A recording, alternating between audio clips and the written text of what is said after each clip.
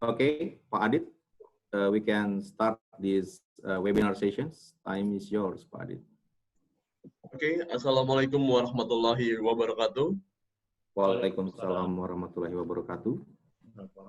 Good morning, ladies and gentlemen. Forum Excellent BUMN broadly present Global Business Excellence Conversation, Session 3, collaboration with Ms. Dawn Ringrose, with a topic, the real-time excellence result for Indonesia. Let me introduce myself. My name is Aditya Dananjaya. I'm a secretary of Forum Excellent BUMN. It's wonderful and precious for me to be your master of ceremony in this webinar session, Global Business Excellence Conversation, Session 3. So, we would like to welcome Ms. Dawn Ringrose as the speaker. Thank you very much, Ms. Dawn Ringrose, to collaborate with us. And the moderator is Mr. Dialah Hutabalian from PT Antam GLO-BEC. And welcome to all participants. Thank you so much for joining to our webinar in this session. In order to make this event running well, I would like to give some information about the rules of virtual GLO-BEC or Global Business Excellence Conversation briefing. First, use your full name as username in your Zoom account with a format your name underscore organization, example Aditya underscore FEB. And the second is Q&A. If you have any question, please write it down in the Q&A box. You can write in Bahasa. And the third is please update evaluation link as delivered in chat box, or please capture the link from the next slide by using your camera or mobile phone, or you can screenshot with your device. And this is the evaluation link. Please answer the question from this link about the speaker, and you can download the materials of the speaker from this link. So before before introduce our moderator who will moderate in today's webinar, I would like to invite the chairman of Forum Excellent BUMN to deliver opening speech. So Mr. Agung Yunanto, time is yours. Thank you very much, Mas Adit. Bismillahirrahmanirrahim. Assalamualaikum warahmatullahi wabarakatuh. Waalaikumsalam warahmatullahi wabarakatuh. Our speaker, Ms. Dawn Ringrose, the principal of Organization Excellence Specialist Incorporated in Canada. Our moderator, Mr. Dialah Hutabalian, Organization Specialist of PT Antam, and member of Mine ID Holding Company in mining industry, and all distinguished participants of this webinar.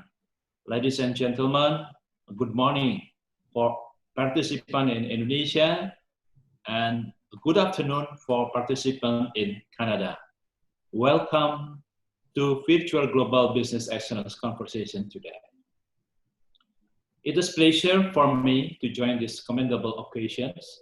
May I therefore start with a gratitude that we are all blessed and healthy in such current condition, and may together virtually in this event of webinar, helped by State-Owned Enterprise Excellence Forum or AVAB in collaboration with Organizational Excellence of Canada. The topic of our webinar is the real-time excellence result for Indonesia. This topic is very relevant with our current conditions faced by all business institutions and social community. Three interesting words are excellence result, the second is real-time, and the third is Indonesia. How interesting this topic for us for today's situation. We are pleased that Ms. Dawn is able to join in this global event. On behalf of FEB, Indonesian State-Owned Enterprise Excellence Forum, allow me to express our gratitude and appreciation for your contribution to FEB, as well as all the participants in Indonesia and the rest of the world. Currently, many companies claim that sustainability is already embedded in their DNA or sit at the heart of the business. Unfortunately, the reality is that very few corporations have fully integrated sustainability into their business model, especially in this pandemic situation.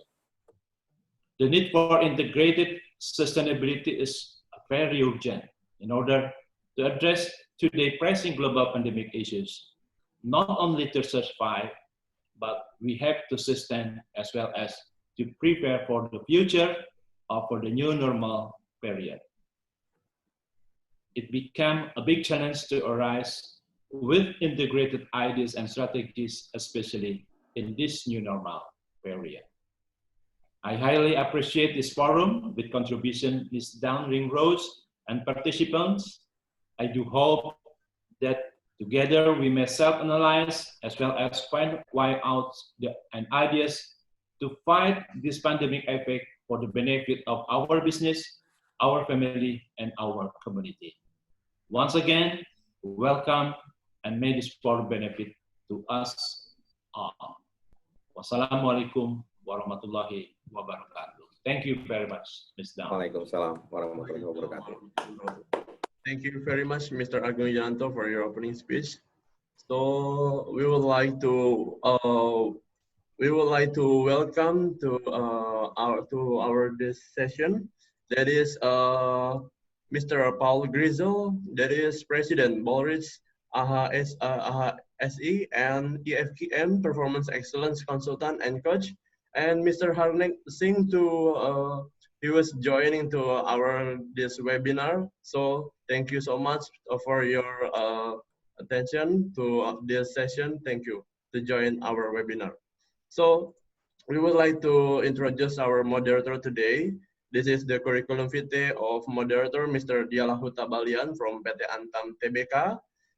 Education. First is Wharton School of Business, Philadelphia, USA 2019. The second is Darden School of Business, Washington, D.C., USA 2019. And the third is Lemhanas, Jakarta, 2018 and 2019. The current position is Organization Effectiveness Senior Specialist PT Antam TBK, member of MindID, and he was joint awarding event like International Global Performance Excellence Award Assessor 2016 to 2019. He has some global experience. First is international speaker on 47 National Quality Congress, Pachuca, Mexico, 2019. And international speaker on Global Organizational Excellence Congress, Abu Dhabi, UAE 2018. And the last is he has organization experience in Ikatan Alumni Program, Pengembangan Kepemimpinan Nasional, Making Indonesia 4.0, or Lemhanas 2018 until now. And many more experience from Mr. Dialah. You can look at this screen. So Mr. Dialah, time is yours. Thank you, Mr. Adi, for your introductions. Thank you very much, Chairman of FEB, Pak Agung Yunanto, for the opening speech also. Good morning, ladies and gentlemen. Welcome to Virtual Global Business Excellence Conversations Session 3 held by Forum Excellent BUMN in collaborations with Dawn Ringrose today. Before we start the sessions, I would like to welcome our friends and colleagues also from all of the state-owned enterprises in Indonesia, from the community of business excellence in Indonesia, and also Paul Grichels from USA, Pak Harnik Singh from Singapore, and our colleague also, Ms. Cody, she's from Institute of Management Development. Thank you for coming, Ms. Cody. And we have a lot of friends here from the education institutions also. There is Miss Lin. He's an associate professor. He's associate professor from UMB Jakarta, and also members of the IICG. Thank you very much for joining us in this beautiful moment. I'm Dialah Hutabalian from PT Aneka Tambang, members of MindID. The world is facing an unprecedented challenge in COVID-19. It is a highly complex, uncertain, and fast-moving situations, and increasingly dramatic measures are being adopted by countries around the world to try to minimize impact from the crisis and prepare for turnaround. Nowadays, we are facing a new norm situations.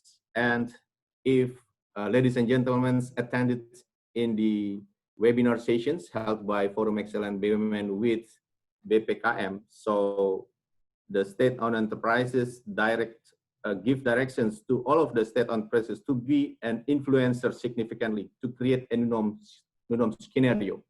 One of the scenario is how state-owned enterprises can be as influencer in the COVID by implementing the protocol COVID-19 and also doing adaptations from the digital situations like this, what we have done. Now, I would like to introduce our guest speaker, Dawn Ringrose. Dawn Ringrose has consulted to management in areas that positively contribute to organizational performance since 1984. A wide range of academic qualifications, professional certifications, and practical experience have contributed to her subject matter expertise in organizational excellence, with a strong desire to transfer what she has learned to others. Dawn has developed a turnkey toolkit that is designed to make the excellence journey more simple, straightforward, time efficient, and cost effective. She was pleased to lead the first global assessment on the current state of organizational excellence that was launched by the Organizational Excellence Technical Committee QMD-SQ and supported by the Global Benchmarking Network, International Academy for Quality, ISO Technical Committee 176, and over 100 researchers around the world. Dawn owns and operates Organizational Excellence Speciallist agency in Canada and currently serves on the board of the Global Benchmarking Network, the executive team of the Organizational Excellence Technical Committee QMD-SQ, and as a chair of the Leadership Content Management Committee at QMD-SQ. She has presented on her work at international conferences and published in international management journals like Springle, Emerald, and peer-reviewed newsletters in Global Benchmarking Network, Business Process Improvement Resource, Center for Organizational Excellence Research, Quality Management Forum, South Africa Quality Institute.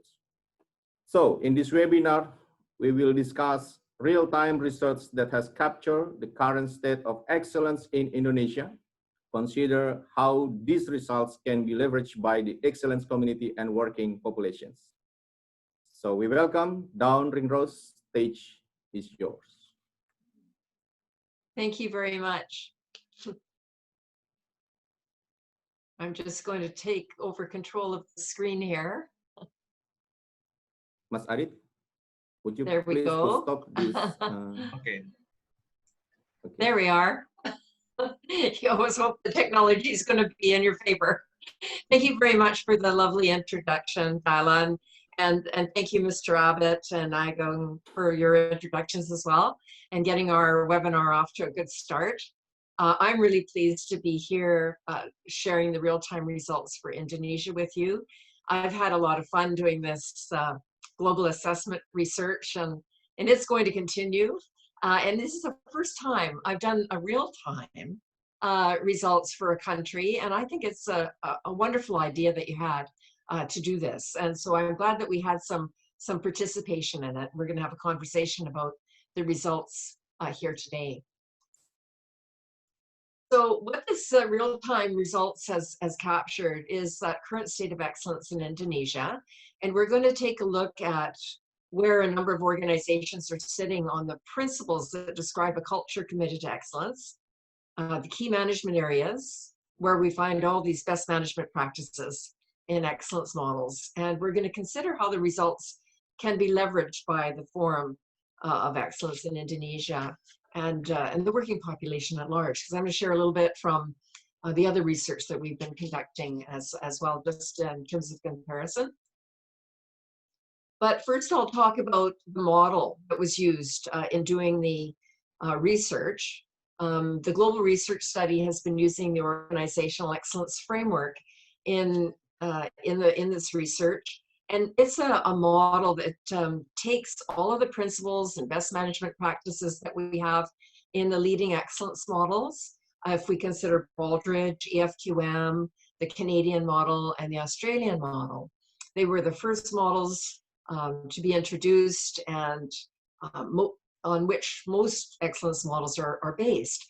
And so this particular model integrates them, puts it all together. And it's somewhat unique in that it has also not only the definitions of what we know is true in excellence, but how we implement it in management consulting. So it's a little bit different that way, and it's meant to be a great reference guide for the approach that we're using, the model we're using, any quality tool or technique. So this particular model, as I worked on putting together the principles that we see in the various excellence models, I found that there were overall 9 principles, and starting with leadership involvement, you know, ensuring that senior management is committed and actively involved in establishing and communicating direction to the employees. Alignment, understanding that the organization is an interrelated, interconnected network of processes, and that all those activities have to be aligned with the established direction. Of course, the focus on the customer and making sure that everybody in the organization is working towards what the customer wants, needs, or expects. People involvement, and this is where we nurture and reinforce cooperation and teamwork and give all the employees the opportunity to develop to their full potential. Prevention-based process management, establishing consistency in the work processes, and developing a mindset of prevention, and moving on to partnership development. This is developing and maintaining those value-adding relationships that we have with suppliers and partners. Continuous improvement, and this is where we're harnessing the collective knowledge, skills, and abilities, the creativity of all of our stakeholders, so that together we can relentlessly pursue improvement. Database decision-making, basing our decisions on performance measurement findings, and societal commitment. And this is striving to understand and demonstrate corporate commitment to society. So these are the 9 principles. And when we asked respondents to self-assess their organization against these 9 principles, we use a rather subjective scale. It's that gut feel that people have about the extent to which this principle really describes the culture in their organization. And they have a chance not only to rate each principle, but also to use open-ended comments to identify the strengths of a particular principle or the opportunities for improvement. The self-assessment also asks respondents to take a good look at the key management areas that they have in the excellence model. And in total, there's 102 practices, you know, that run across these key management areas. For micro-size organizations with just a few employees, let's say 1 to 25 employees, there's about 50% of the practices that they rate. But for larger size organizations, we're taking a look at 102. And this is, all these practices are within each of these key management areas, and it's this robust nature of a really good management system that we're asking respondents to rate and you know, give open-ended comments again on the extent to which these practices are present in their organization. We use a much more objective rating scale in doing this, and we've at each stage we're taking a look at a good approach being used, the extent to which the practice has been deployed throughout the whole organization, the results that they may or may not be getting, and the mindset that the organization, people in the organization have. And when people are just starting out learning about excellence models and using them, they've got a mindset of correction. You know, something goes wrong, they correct it. But then they become a bit more sophisticated, and they start implementing these best management practices and working with them, and they develop a mindset of prevention, so that if there's a issue that occurs, they're thinking about, well, how do we prevent that from happening again? And then finally, in the doing well and high performance stages, this is where they're becoming quite a bit more sophisticated, and they develop a continual improvement mindset where they're always asking the questions, what are we doing now and how can we do it better? And it's interesting to note that as you take a look at the different excellence award programs around the world, that scoring about 60% on all the key management areas is actually very good. And this is where most of the award winners reside, so halfway through that doing well category. And then our best in class organizations are moving up into the high performance area. This is the leaders in various industry sectors, the ones that are showing the way, very high performing. And their results just keep getting better and better every year across a balanced system of measurement. So when we did this real-time assessment for Indonesia, we worked closely together to try to appeal to the respondents, and we managed to attract 11 respondents from mostly large-size organizations. Most of them were in management roles, and we had predominantly large-size organizations. So this is 1,000+ employees. And quite a number, of course, state-owned enterprises, 4 of which were businesses that looked to me like they might be on the stock exchange. But in total, we had 2 from manufacturing, 5 from transportation and storage sector, 1 from mining and quarrying. There was 1 from the electricity, gas, steam, and air conditioning supply sector. And there was 2 from financial and insurance sector. There was also about 8 respondents that responded to the appeal to participate in the assessment, but they only filled out 1 module. They just took a look at 1 key management area, and I didn't include those results. I just wanted to include the completed assessments. So how did we do? If we take a look at the principles that I just described, that culture committed to excellence, we can see that the results are very high ratings. They're well above that 60% that I just mentioned. We're into the high performing category here. And the most highly rated principle was leadership involvement and continual improvement. And the lowest rated was database decision making. But again, these ratings are all in the high performance category. So I have to say, well done. And as we looked at the open-ended comments on the principles, here I just want to share a couple of the comments with you. First of all, on the strength side, senior leaders have created a successful company demonstrated by the performance and health that continues to improve. And on the other side, in terms of opportunities for improvement, there was another comment that indicated the company has difficulty developing and maintaining value-adding relationships with suppliers and partners. So you might be wondering, well, what do we do about this? Well, I've circulated around or made available the document that I've created called Interrelationships. And this shows us all the touch points between the principles and the best management practices that we have across the key management areas. And so if we do have a low rating on a particular principle, we can scan down the list of all the best management practices, and we can see where those direct relationships are, check the ratings there as well. And for any corresponding low ratings, this gives us an idea where we need to focus our effort. So as we looked at the key management areas, once again, look at those wonderfully high ratings. Again, all the ratings are in the high performance range across these key management areas. And the highest rated was performance measurement.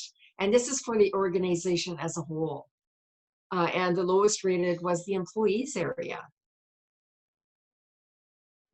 If we take a look at each one of the key management areas individually, we'll start with governance.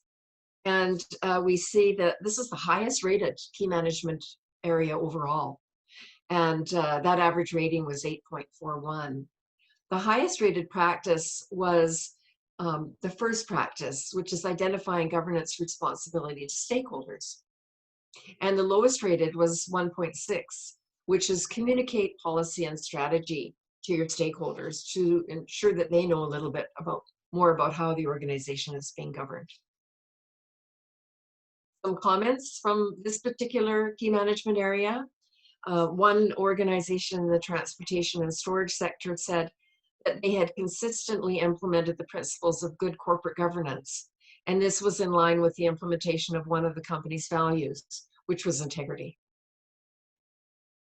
Another comment from the transportation and storage sector, they indicated that they had anticipated and addressed the legal, regulatory, and public concerns regarding the company's products and operations.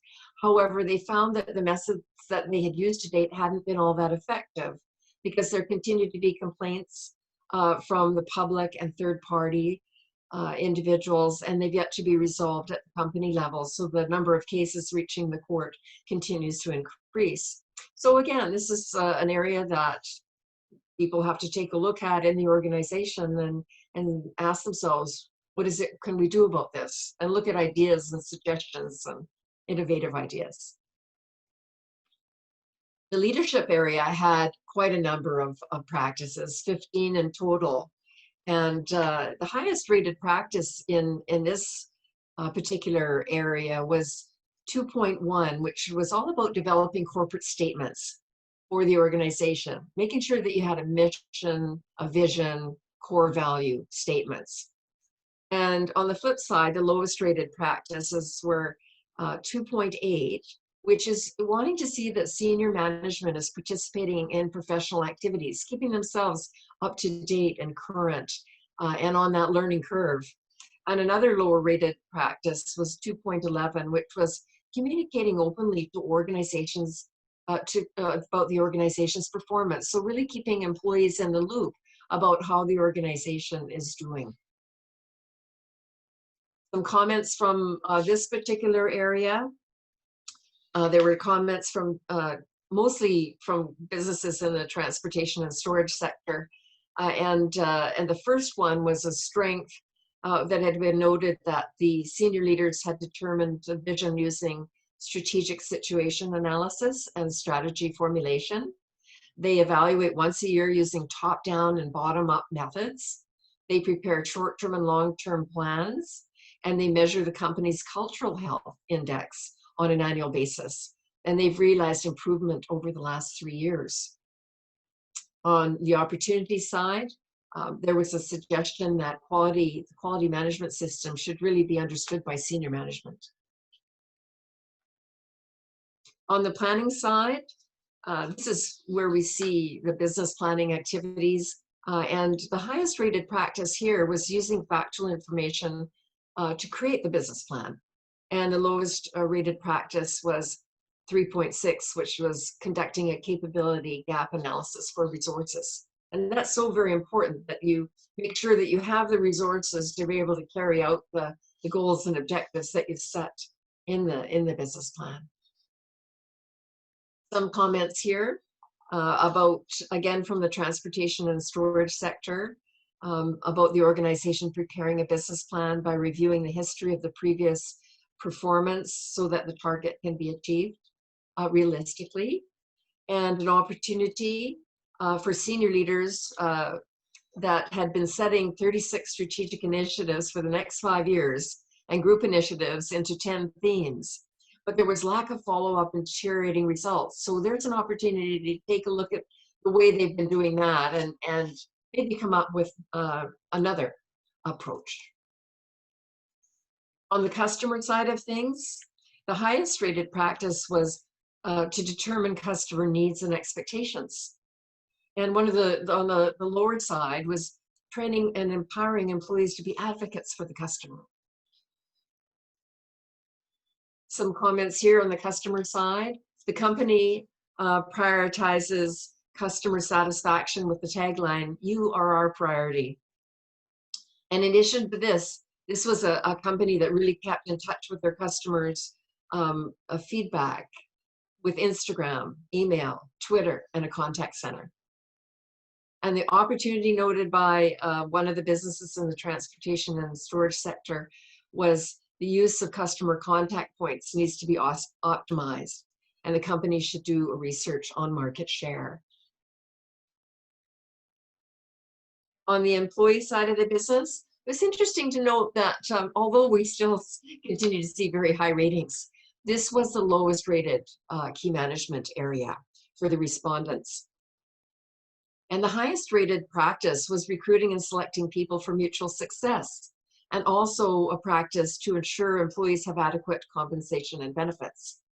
But a little bit lower rated was promoting equal opportunity and diversity, and removing barriers that are getting in the way of employee effectiveness. One strength that was noted by a business in the financial and insurance sector, they indicated that they analyzed the educational needs of employees according to their competencies that are required by the company, and they deliver that and help them develop those competencies via their educational program. And an opportunity noted by a business in the transportation and storage sector was to encourage employees to be more innovative and give them more support for their improvement ideas. On the work process side of things, once again, the ratings are continuing to be very, very high. And amongst the highest rated practices was 6.2, monitor and control processes to ensure service standards are met consistently. And a little bit lower rated was 6.9, and that was involving customers, suppliers, and partners in designing and analyzing processes. Some of the comments here from respondents, one from the manufacturing sector had noted that they provide a safe working environment for their employees, things like using hazard identification, risk assessment and control, developing work processes, providing work safety equipment, following safe operating procedures, requiring the completion of work safety analysis document when work is executed by a third party, carrying out work site patrols, and completing evaluations annually.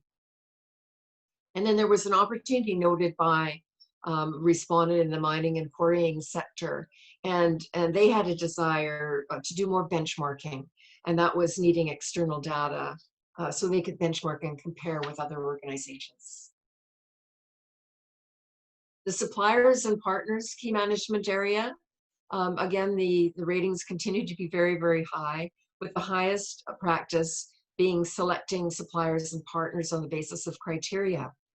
And the rated a little more on the low side there was involving suppliers and partners in the development of social and environmental standards. A strength noted by a respondent in the transportation and storage sector was to provide feedback to suppliers to help them improve. So at all stages of the process, they're able to carry out their work consistently. And they said that their experience, the methods they were using had been very effective in this area. And this had led to the improvement of product and service features, serving as the characteristic that provides added value to their customers. And an opportunity noted by, again, some a respondent in the transportation and storage sector was that they really need to do a little bit more work on their social and environmental standards together so that they can work on improving them together. On the resource management, key management area, the highest rated practice here was managing the security of resources and also providing access to stakeholders for knowledge and information. And the lowest rated practice was identifying technology and related cost benefit to the organization and society, along with the practice of preparing for resource interruptions. And one respondent from the transportation and storage sector has commented on a strength about having a good learning and development system in place that really analyzes knowledge and skills against the job and helps to address gaps so that employees can develop their core competencies, not only for the present work at hand, but also that anticipated in the future. And the opportunity noted by a respondent in the mining and quarrying sector where they needed to be better prepared for resource interruptions. And we sure know there's nothing better than preparing for a resource interruption than something like the COVID pandemic. Isn't that the truth? In the continuous improvement area, this is where organizations sit back and reflect on how they've been doing across the key management areas. And it seemed like, you know, most of the respondents had been doing a very good job in the first four areas, and the lower rated areas were on the employee side and the supplier and partner side of things. And when taking a look at performance measurement of each of the key management areas to make sure that there was a balanced system of measurement in place, the highest rated group of measures were the customer measures. You know, things like what's the perceived value of products and services from the customer standpoint. And the lowest rated was on the planning measures side. Example of a planning measure might be, to what extent do all these employees really understand the business plan? And when we take a look at performance measurement from the overall organizational standpoint, again, we see some wonderfully high ratings, and the highest being customer satisfaction, and the lowest being 9.3.1 and 2, which was the organization's relevance to the marketplace and the organization's capability to manage change. Interesting to note that if we take a look just at micro-size organizations, you know, there's 4 measures that we want to see in place. And that's the quality of products and services, employee satisfaction, customer satisfaction, and financial performance. But for larger size organizations like we're looking at here, this is where we want to see a nice balanced system of measurement, a nice handful of measures across areas. And the comments here in this final section were noted by a business in the other sector, and that was they noted that they had a system to collect, synchronize and integrate data and information to track daily operations and overall organizational performance. And they said that this really influenced their agility in decision making. And there was a business also in the mining and quarrying sector that said that no problem surviving the economic crisis, that they have high financial performance as a top company in the industry based on a very favorable net profit margin. But there was an opportunity on the flip side for a business in the transportation and storage sector, and they noted that they needed to work on technology, especially with the stakeholder in mind, so that they can use those technological improvements to improve stakeholder satisfaction. So my observations is that number one, we've got a pretty limited sample size here, and they are amongst large organizations, state-owned organizations predominantly. But we've got these wonderfully high ratings in the high performance range, and this is an indication that, as you said, you've been working with a Baldrige type model over since 2012, and so all this hard work is certainly paying off. The highest rated principles, of course, in leadership involvement and continuous improvement, lowest rated in database decision making, but everything is pretty favorable, with most ratings in the high performance range. And as we look at the key management areas, highest rated area of governance, a little lower for employees, and the highest rated practices as we dive into each of the key management areas, with developing corporate statements, determining customer needs and expectations, measuring customer satisfaction. And rated just a little bit lower, still very favorable, is promoting equal opportunity and diversity, removing barriers to employee effectiveness, involving all the stakeholders in designing and analyzing processes, and involving, again, all those suppliers and partners in developing social and environmental standards. And one thing I wanted just to compare is that with this first global assessment on the current state of organizational excellence, of course, we've had some results on Indonesia. And this study had been taking place from 2015 to 2019. So if I might just compare that to the real-time results that we have been discussing, we don't have as many respondents as we would like, but we did have 6 respondents to the teaser assessment on the principles and 4 respondents to the more robust assessment on the principles and all the practices across the key management areas. And you can see that the ratings for Indonesia are quite a bit lower. But you know, these are small, medium size organizations. We see great selection of organizations across the government, business, and even the nonprofit sector. And we still see average ratings that are above other countries, which is really a compliment to the good work that's being done in Indonesia. So it was very interesting to kind of take a look at those results in comparison to the other work that we've been doing over the last 5 years. So some recommendations is, wouldn't it be nice if we could get lots and lots of organizations in Indonesia participating in this assessment, because it would really give us a chance for all those organizations to see how they measure up, how they compare to others, because the global index is allowing organizations to see how they compare to other organizations by size, industry, sector, and country. And it's not a competition, but it's an opportunity to see what's going well, where you need to focus improvement efforts. And of course, for all those organizations to build on their strengths and to address their opportunities for improvement.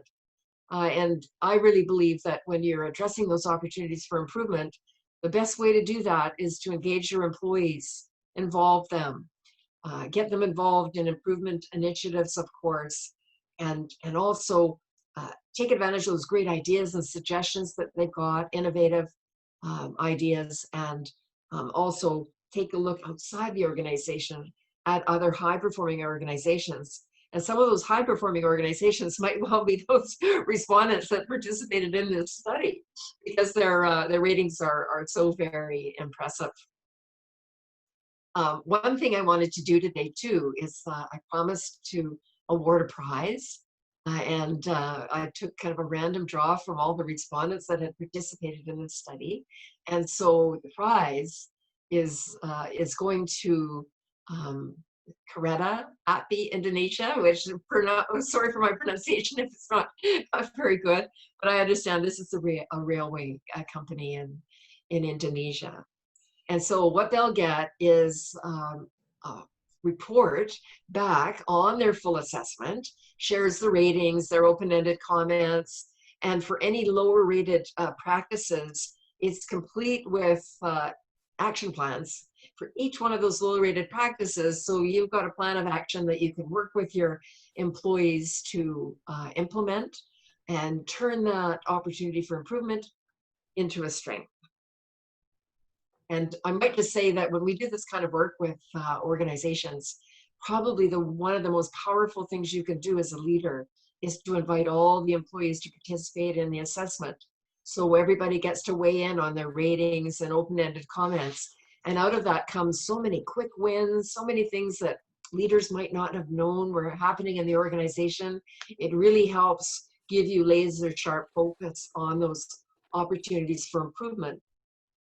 And all of those employees don't have to be afraid for sharing their candid comments and ratings, because the assessment tool that we have keeps each individual confidential, and they're just represented by a number in all of the wonderfully robust results that are shared. So with that, I'd just like to say thank you so much for your kind attention, and we'll, I guess, segue over into the question and answer part of the session, which I really look forward to hearing what everybody's curious about, and we can have a good conversation about. Thank you. All right. Thank you, Dawn, for your presentations. It's a very comprehensive presentations regarding the research that has been done about 1 month ago in June or mid-May and June 2020. For informations for all of the participants here, that FEB and Dawn has done some very short periods of making some surveys, something like that. And thank you for Pak Gaguk, who lead the introductions of this program to all of the participants who voluntarily come and also join in these sessions in the program of this a small survey that we have launched in the midst of May or in the end of May, and we have seen the results from Dawn regarding the 11 organizations that contribute in that research. Thank you also for the organizations that has contributed in the agenda, and we can see here we learned the insights from Dawn regarding the survey's results, the snapshots of the survey results from the point of view or the perspectives of the organization excellence that has been explained very well by Dawn about the framework and also the results of the principles and the key management areas. And it's very interesting to be filled in our mind and also insights to exercise or to reflect in our organizations. And also congratulations for PT Kereta Api Indonesia has randomly chosen by Dawn regarding this program, because when I talked to Dawn at the beginning, so what to make surprise, so Dawn has an idea to give an opportunity to be provided by a full report to the just only one organizations that contributed in this program. So Dawn, we have questions here in the Q&A box, but Okay. I would like to select one first, because this is a foundations of your research and also your framework. I would like to ask you from Mr. Paul Grisel. He asked about, can you describe the difference between the teaser and full assessment and the results presented today? Please, Dawn, you can answer the questions from Paul. Yes, the teaser assessment is just a really quick assessment on the culture of excellence in the organization, and it asks the respondents to rate and comment on the 9 principles that describe a culture that's committed to excellence. It takes about 5 minutes. And the full assessment is much more robust, because it asks the respondent to not only rate those same principles, but use a more objective rating scale to dive in pretty deep to the key management areas and all the best management practices. So it's much more of a time commitment. But this is where we see quite a bit more, there's quite a bit more information about the organization and the management system, what's going well, what needs to improve. So it's something that takes between 15 and 30 minutes to finish, because if you're a micro-size organization and you're rating and commenting on about 50 practices, it only takes about 15 minutes to go through it, 15 or 20. But if you're a larger size organization and you've got 102 practices to go through, it takes you a little bit longer. And you have to be willing to do that, patient. But to me, you get a chance to really think about your organization in much more depth. Then you get this opportunity to compare how you're doing to other organizations. And that's wonderful feedback to know how you measure up and how you compare to others. To me, that's a beautiful stepping stone to improvement, and then comparing yourself at some point in time to a high-performing organization. All right, thank you, Dawn, for your explanations. Next questions from Pak Gaguk. He's from SMAN Indonesia. He appreciates the wonderful presentations and insights that you delivered in this morning. And he wants to ask about the Indonesian performance profile compared to other profile from another country, for example, Canada. would you please to give some some comparing between what we have got from the 11 organizations with what other countries' performance or profiles? Do you have any?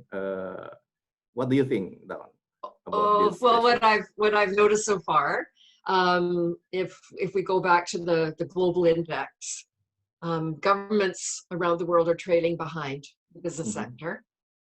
So I can say that in general, and I've been releasing country snapshots because some countries around the world really, we had very good response rate to this. Probably the top response rates we got from Canada, India, United States, but there's about 10 countries in total, and I've got these snapshots up on our website so people can take a look at them. They're just quick, profile of these various countries where we do have more data. And when I did the Canadian one, of course, I was interested in that because that's my home country, and I've got my preconceived notions about how things might be going. But what I noticed was Canada was trailing behind other countries, because this is the comparison that I'm doing in the snapshots. How's a given country doing versus other countries? And so I wanted to take a look at that. And Canada's got some work to do. And I'd say Indonesia, I haven't done that comparison for Indonesia versus other countries yet, because number one, I don't have really enough respondents, barely enough. I'd like to get more respondents before making that kind of comparison. But the results we have for Indonesia so far on the assessment we've been doing over 5 years, we've got 10 organizations there, and then this assessment that we've done, this real-time assessment with mostly larger sized organization, it gives us a picture, and I think it's a pretty impressive picture. I think it shows that you've been doing really good work with your model, since 2012. It's showing, and so I say congratulations, well done. All right, thank you, Ms. Dawn. Would you please to provide if there is an information like link that they can see or know the global index that you have mentioned before in countries or in organizations that can be provided public as a public information, so we can learn and also see that thing. Thank you, Dawn, for your response to Pak Gago questions. Then questions from Pak Sutrisno. He's a director from PT PAL Indonesia. That's a ship. PT PAL Indonesia, and also he's a vice chairman of FEB, Forum Excellent BUMN. His questions is regarding the executions, which refer to the most opportunity for improvement on planning, where so many planning was met but less execution effectively. So it's the best practice to make the planning will be effective. What do you think? Well, the best practices as far as business planning go, sort of the planning area.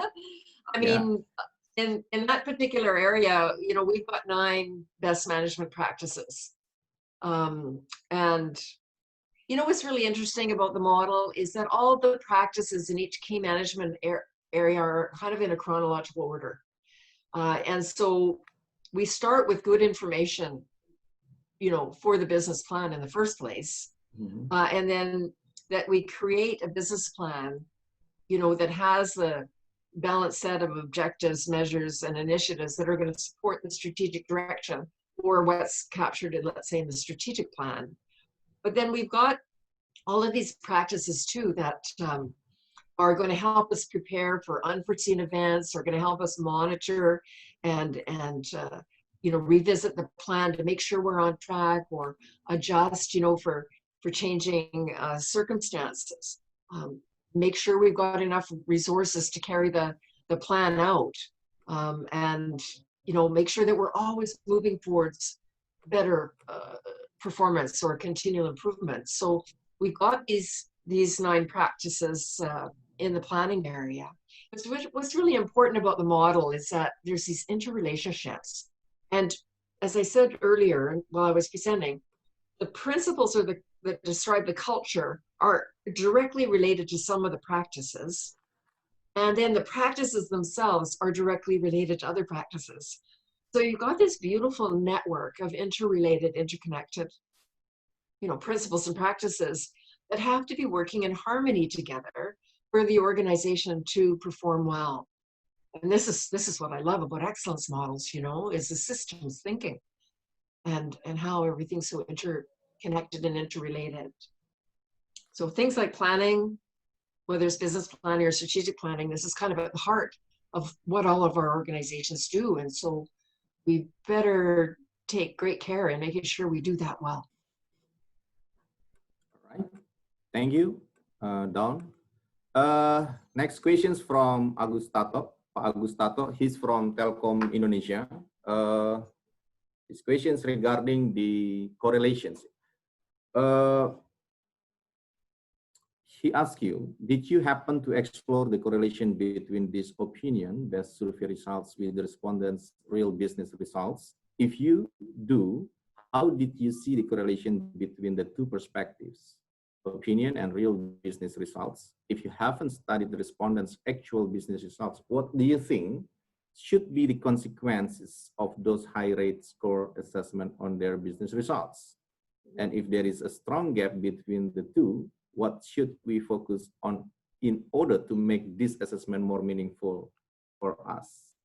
Yeah, I think, number one, when we take a look at these assessment results and we're getting people to weigh in and doing a self-assessment of their organization, we're asking them to be open and honest and use the rating scales and rate how they're doing. And their open-ended comments tell a story too.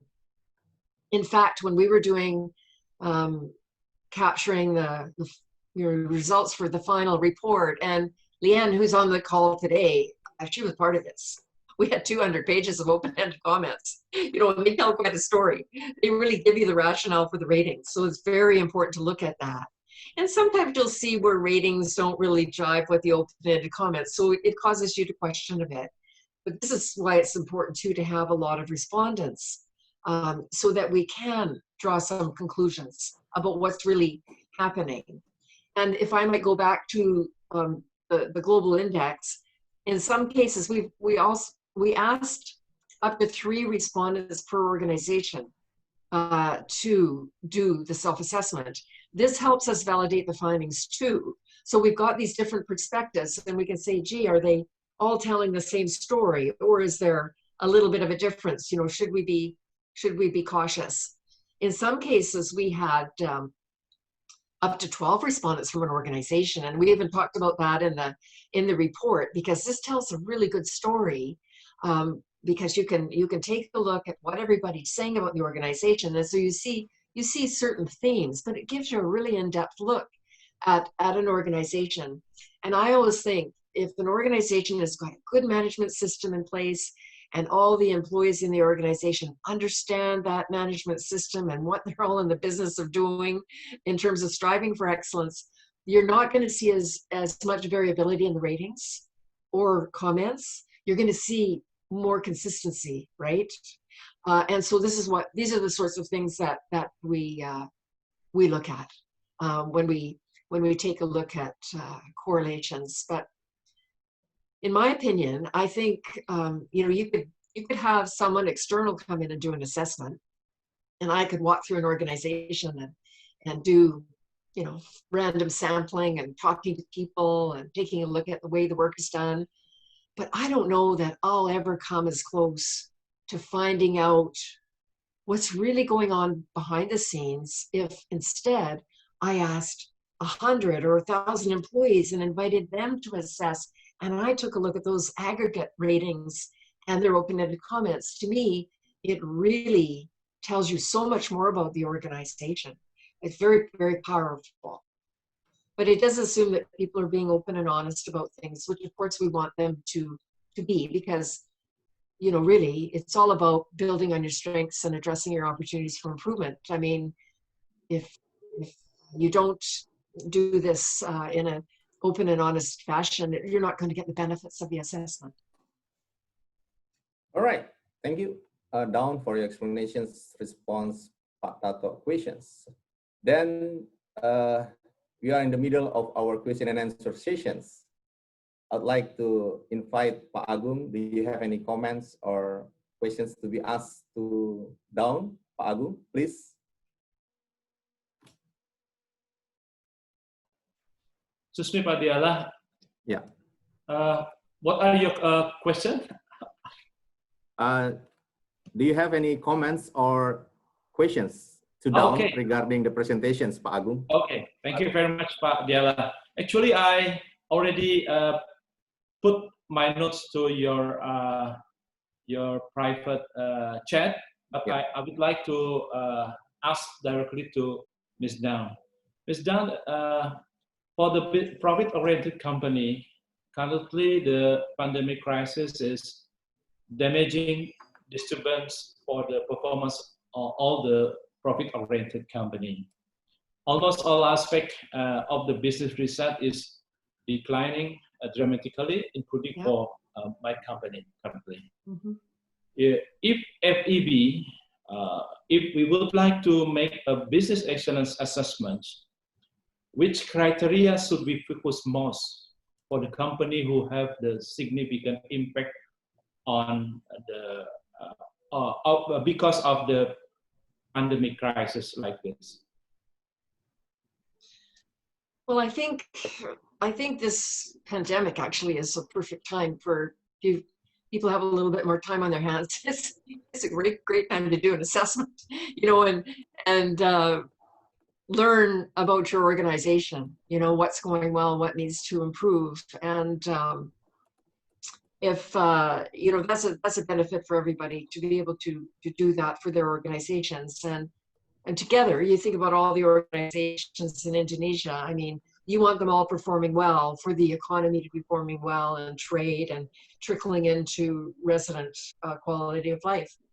But you also in Indonesia have some leading sectors that are very, very important to your economy as well. So that has to be taken into consideration as well.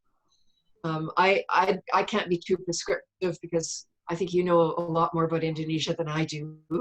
But what I do love about excellence models, and this is my vision for the desired future, is if we could really get a good cross-section of organizations to learn more about excellence models, understand them, apply them, benefit by them, and take an assessment, because that's very powerful for a country to find out how all the organizations are doing, you know, and the respondents are along this continuum of how much they know about excellence models, from I've never heard about them before to I've been using them for quite a while now and very, you know, we're very sophisticated about it. But I think there's a richness in getting an assessment like that done, and that provides a really great snapshot of the country. And if you get everybody working in unison towards that same aim that we all know and love to be excellence, what a difference it can make. I mean, I haven't seen too many countries around the world that have actually done this, but those that have, wow, we take a look at indicators and they're at the top of lists of a lot of things that we like to see in countries. And so I always wonder, why aren't more countries doing this, you know? Taking full advantage of what we know works, and we've known has worked since late 1980s, early 1990s. You know, we've got these beautiful excellence models. We know they're tried and true. We know they work, but how come only, you know, 20% of the working population knows about them? How come 80% of the working population doesn't even know about this? I mean, I think that's what gets me out of bed every day and has me working on this, because I want to make that sort of difference, you know, help organizations get better results, and in turn, their industry sector or their country. Okay, Ms. Dawn, thank you very much for your inspiration for us. Thank you very much. Thank you, Dawn. Thank you, Pak Agung, for the great questions. You're welcome, to Dawn also. Thank you.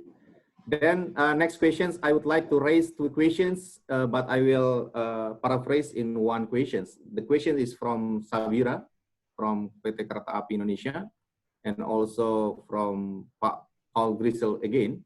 First from the Sabira, she would like to express the gratitude for your kindness given Kereta Api Indonesia as one of the organization that get the full report of assessments, and she would like to ask about how to engage the involvement or to the employee. Something, yeah, that's the questions from Sabira. And the questions from Paul Grisel, because it related to the employee or staff. Mr. Paul asked about, there were no staff people represented in the results. How do you recommend getting those people involved and participating? So please to respond to that question. Thank you. This is something that I think is so important. I guess it's because, you know, in my work over the years, I've been doing work in this area since 1990. And I think this is absolutely critical. You have to be dealing with leadership in an organization that is brave enough to invite their employees to become involved and engaged in assessing the organization. And then, you know, with proper introduction to what we're doing and why we're doing it, and making sure people understand what they're being invited to do. Once everybody understands the purpose of the assessment and why we're doing it and how we're doing it, inviting them to provide their ratings, their open-ended comments, to be part of the assessment, because with that, you get a robust assessment of the organization. Leaders always find out about things they didn't know about that are quick things that they can fix that make a huge difference. And the next thing is that when we do this kind of work with organizations, and we generate these individual action plans to work on the lower rated practices, we say, here's the key management area, here's the practice, here's the implementation guidelines that we would suggest, but you know, you can massage that a little bit if you want to do things differently. But then we leave at the bottom of each action plan, we leave space for what employees are going to work on this, and is it going to be a team, is it going to be an individual leading the charge, over what time frame, and is there any out-of-pocket costs, and how are we going to measure our progress on this? So on every single action plan, there's this delegation, these decisions to be made. And the people in the organization are charged with this improvement initiative and making it happen. And what we like to do as consultants or trainers is we just like to support people where they need help. If they need extra training, if they need coaching or mentoring, because we believe that there's very talented people in every organization, very capable of doing what needs to be done. And they work together and do their best work, and they can make great strides in the sorts of things that need to be improved by putting their heads together and getting proper support. And by doing this, I'll just tell you from personal experience, when you engage and involve everybody in the assessment, in the improvement planning, it's amazing how quick the culture will become a real culture committed to excellence. You see that from year 1 to year 2 with organizations just learning about excellence models for the first time. You see that shift, and you see it in the open-ended comments and the way they're talking about the organization. But in no time at all, they're making great strides because they've got everybody engaged working on this. It's not just a small team of people that are taking the responsibility for all of this. It's everybody in the organization that's got a little something to work on. And then they become all part of the journey, all looking forward to the results and the hearing about progress that everybody is making. They've been invited on the journey. They're all on it together. They're all working towards the same aim. And it's transformational, and it's accelerated when you engage and involve people. I can't emphasize that enough. It's absolutely amazing what can be done when you do assessments that way. and your improvement planning. All right, thank you, Dawn, for your response also to the questions raised from Sabira and also Mr. Paul. This is the last questions, and I appreciate the people who ask here in the Q&A box. There are many questions that cannot be responded by today. For the last questions, I would like to raise from Pak Toto and also Pak Arif Kamirin. Pak Toto from Krakatau Steel and Pak Arif from PLN. They ask about the core values. The questions about the core values. How do you pursue? The questions is in the organizational excellence framework design, how to identify core values and concepts in all categories, and also if we compare to the what we are doing right now regarding the core values and concepts of the one of the Baldrits that we use here in Indonesia into your how to sustain by these core values to sustain the assessment for business excellence in the countries, something like that. Yeah, okay, I hope I've heard this this question correctly. And it's, you know, how do we work with this organizational excellence framework along with the business model of choice, which is your Baldrich, you know, model. And that I think is pretty straightforward, because in the publication, they can again be downloaded from the homepage of our website. It's 240 pages. So it is there. People can download it at no charge. Because I want people to use it as a reference. And it defines all these principles and best management practices, and it provides the implementation guidelines. And so it's just it's a great resource. But in Appendix 1, it shows how all of the principles and best management practices of the framework, which is an integrated model, how it compares to Baldrich, EFQM, the Canadian model, and the Australian model. And so you can see where there's touch points and actually where there's gaps in some of the other models. And I mean, I think that all of the models are wonderful. I think that we've seen great results over time for organizations all around the world. But when I looked at all the models, I thought to myself, gee, they've got a lot of similarities, but they've got some unique features. And that's why I wanted to put them all in one place, because we want to take advantage of some of those unique features, you know, for the advantage of organizations. So you can see the way they line up. So let's say you wanted to use the automated assessment tool that we've got on our website. You can go ahead and do that as a leader or a manager, or you can talk to us about inviting all the employees in an organization to do it and then aggregating the results. It's quick, easy. It's very inexpensive, and so you can take you know, the opportunity to do that, and then you take a look at the results and the way that all of these practices relate to the Baldrich model that you're using in Indonesia, and you take that information and you think about it in the context of the Baldrich model. They're so very similar that it's pretty, I think it would be quite straightforward and easy to do. And then of course you work with your resident experts in that respect as well. And I think that it would be quite easy to do the comparison and use the information and the ratings that are gathered to then segue back to what you're doing with the Baldrich model and your award program and so forth. All right, thank you, Dawn, for your response to the questions. The last questions, because we have a limited time here. Thank you very much, Dawn, for your response and also your sharing and also your kindness to give a surprise in this morning in Indonesia. We hope the report that you will give or deliver to the organizations can be used for their improvement in the organizations.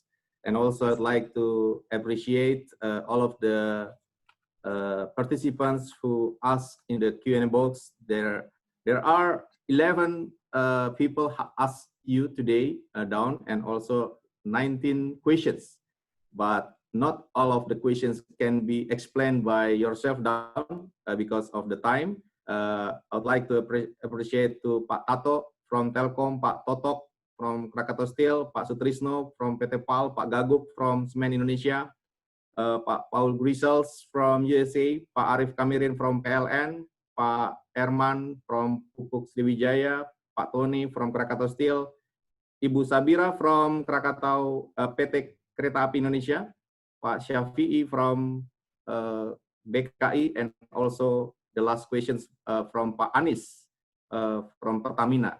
Thank you very much for your contributions. And for today's sessions, I would like to give two people who raised questions that give something that very beneficial to us. They are Pak Totok and Pak Arif BP Kamirin. Thank you very much for your sharing also and your kindness to respond the questions down, and to all of the participants who gives the questions to us. So this is the sessions from us today.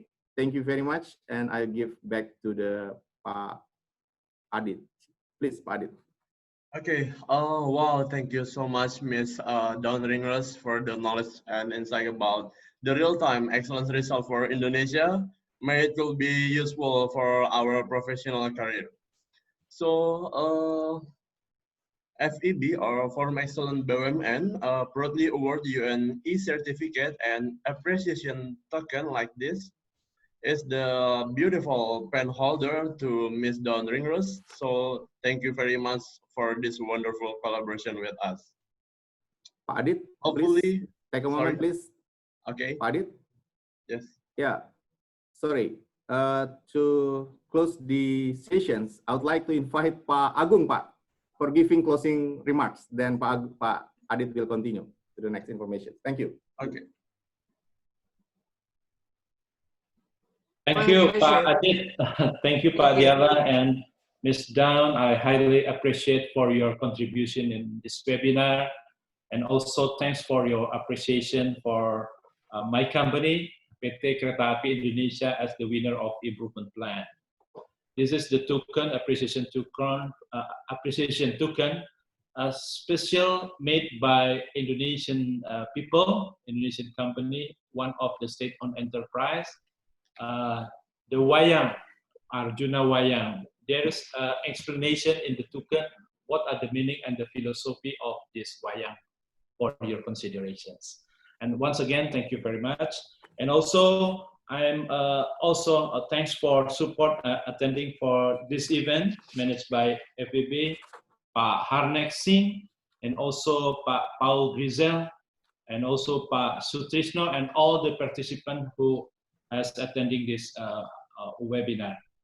Once again, thank you all, and see you again in the next FEB webinar. Thank you very much.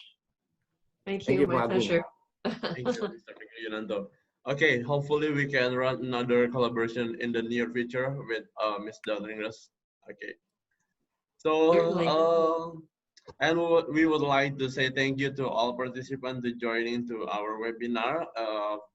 And for the two lucky participants, we will give you both on each internet voucher to you, because in this condition we all need internet connection for browsing, communicating, online meeting, and many more. So yeah, congrats for Mr. Totok and Mr. Arif Kamirin.